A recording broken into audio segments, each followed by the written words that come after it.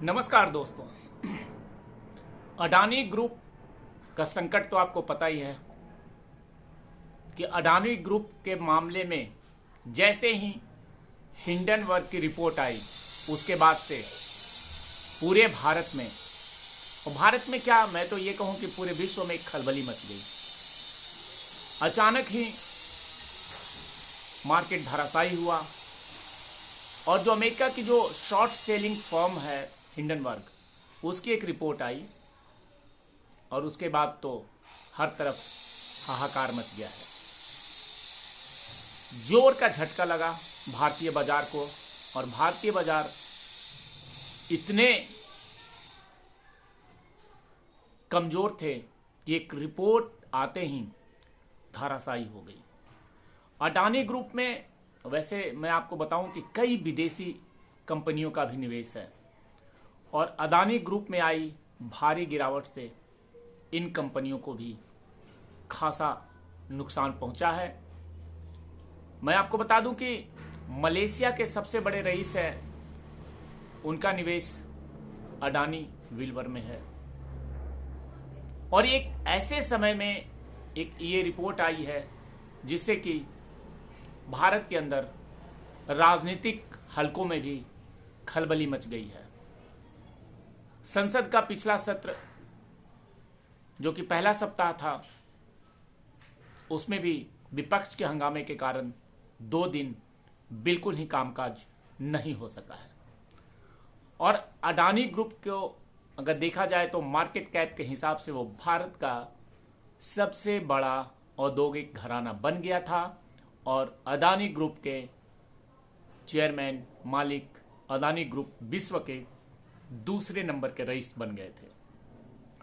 Group की जो कंपनियों के शेयर थे वो उनकी स्पीड रॉकेट की थी। दुनिया भर में उनके सारे कंपनियों के शेयर के भाव स्पीड से भागे, जिसमें कई बड़े निवेशकों ने मोटा मुनाफा कमाया क्योंकि ये बहती गंगा थी और इसमें हाथ धोने का अच्छा मौका था।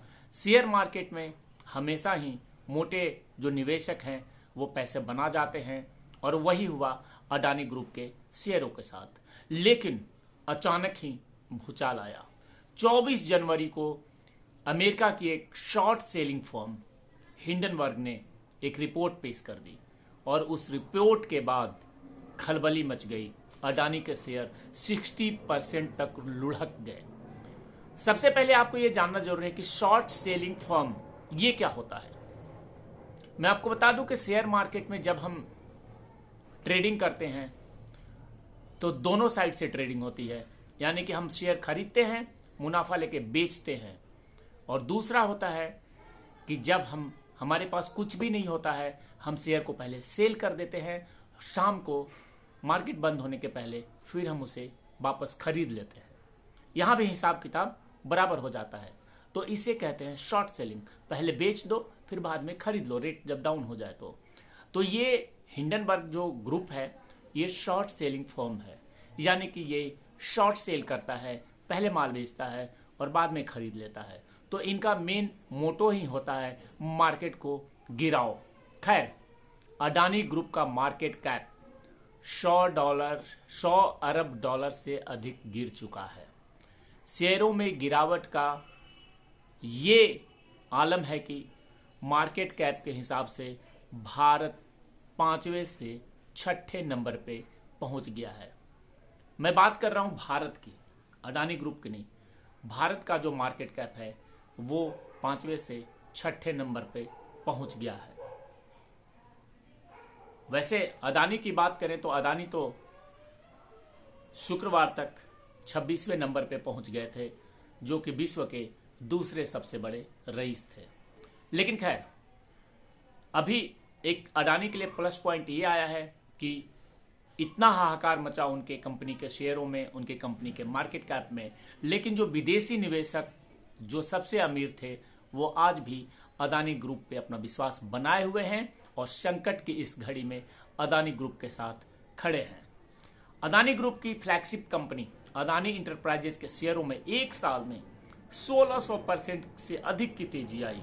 और दिसंबर में यह पिक पर पहुंच गया था।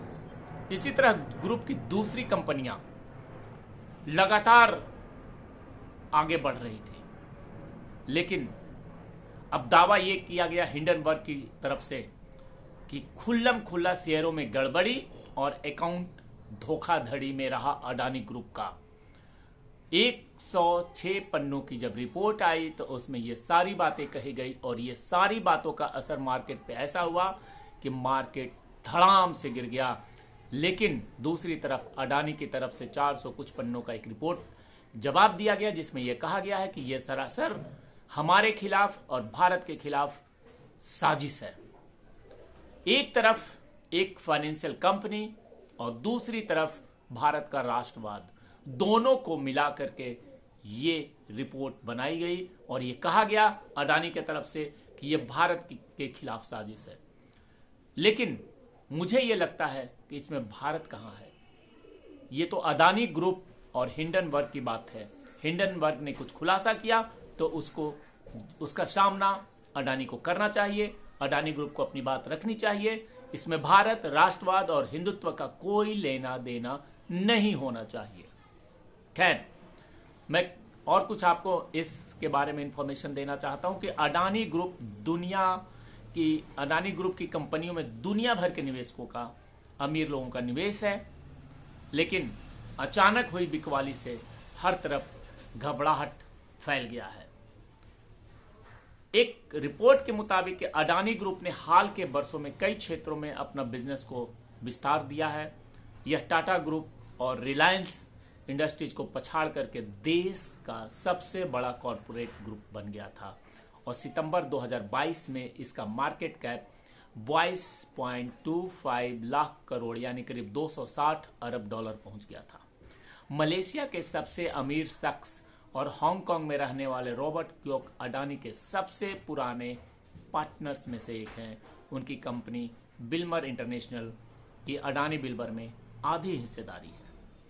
खैर, ये तो मामला भी चल रहा है, लेकिन सबसे मुख्य बात यह है कि आखिर इसका होगा क्या। भारत के अंदर विपक्ष हमलावर हो गया है और भारत के अंदर विपक्ष ये कह रहा है कि इसमें आम जनता का पैसा डूब रहा है।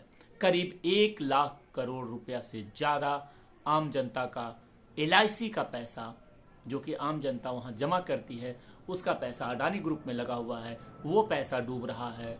ओवरऑल ये आरोप है कि 10 लाख करोड़ से ज्यादा भारत की गरीब जनता का निवेश ये अडानी ग्रुप में है और वो पैसा डूब रहा है। जिस प्रकार से अडानी ग्रुप इस फाइनेंशियल क्राइसिस में फंसा हुआ है, वहीं एक दूसरी तरफ राजनीतिक गहमागहमी भी काफी तेज हो चुकी है, क्योंकि विपक्ष के पास कोई मुद्दा नहीं है और एक मुद्दा अडानी उनको मिल चुका है। तो अब ये देखना यह है कि आखिर हकीकत क्या है, क्योंकि हर तरफ लोग एक दूसरे को उल्लू बनाने में लगे रहते हैं। आखिर ये पैसा डूब रहा है या केवल कंपनी का मार्केट कैप कम हुआ है, ये सोचने वाली बात है। क्योंकि अभी कंपनी अडानी ग्रुप खत्म नहीं हुई है, अडानी ग्रुप चल रहा है।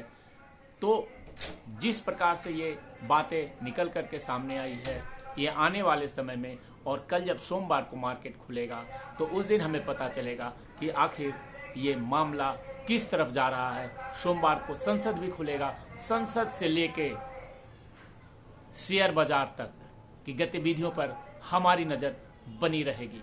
जय हिंद, जय भारत।